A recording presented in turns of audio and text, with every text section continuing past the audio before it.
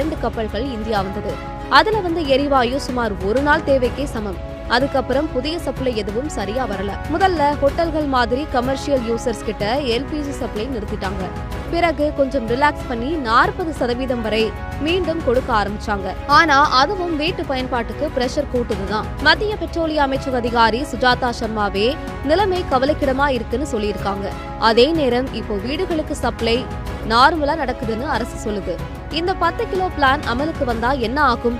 சிலிண்டர்ல எடை குறைஞ்சிருக்கும். அதனால அதுக்கேற்ற மாதிரி ஸ்டிக்கர் ஒட்டணும்.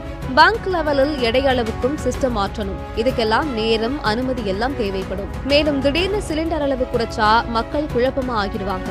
எதிர்ப்பு கூட வரலாம்னு அதிகாரிகள் பயப்படுறாங்க. குறிப்பா தேர்தல் வர இடங்கள்ல இது பெரிய விஷயமா மாறலாம். ஆனா ஒரு நல்ல விஷயம் என்னன்னா, எடை குறைஞ்சா விலையும் கொஞ்சம் குறையும்னு சொல்லப்படுது. மொத்தத்துல உலக அரசியல் டென்ஷன் நம்ம வீட்டு சமையல் சிலிண்டர் வரைக்கும் பாதிக்குதுன்னு சொல்லலாம்.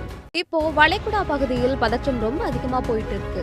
ஈரான் மற்றும் டொனால்ட் ட்ரம்ப் இடையிலான மிரட்டல் பேச்சுக்கு பிறகு ஹார்முஸ் பாதையை முழுக்க முடக்குவோம்னு ஈரான் சொன்னதால உலகமே கவலைப்படுது. இந்த பாதை தான் இந்தியாவுக்கு வர்ற எரிவாயு, எண்ணெய் எல்லாமே வரும் முக்கிய வழி. அதனால இதோட தாக்கம் நம்ம நாட்டிலேயே தெரிய ஆரம்பிச்சிருக்கு. இதுக்குள்ள ஒரு முக்கியமான தகவல் என்னன்னா, மத்திய அரசு ஒரு புதிய ஐடியாவை யோசிச்சுட்டு இருக்காங்க.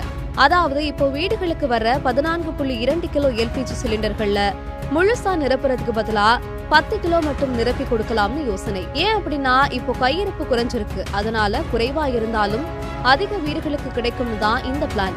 ஒரு சாதாரண குடும்பத்துக்கு 14.2 கிலோ சிலிண்டர் 35 முதல் 40 நாள் போகும். அதே மாதிரி 10 கிலோ சிலிண்டர் கிட்டத்தட்ட 1 மாதம் எப்படியாவது மேனேஜ் பண்ணிக்கலாம்னு கணக்கு. இப்போ பிரச்சனை எங்கிருந்து ஆரம்பிச்சது அப்படின்னா, வளைகுடா பகுதியில் இருந்து வர எல்பிஜி இறக்குமதி பாதிச்சு போயிடுச்சு.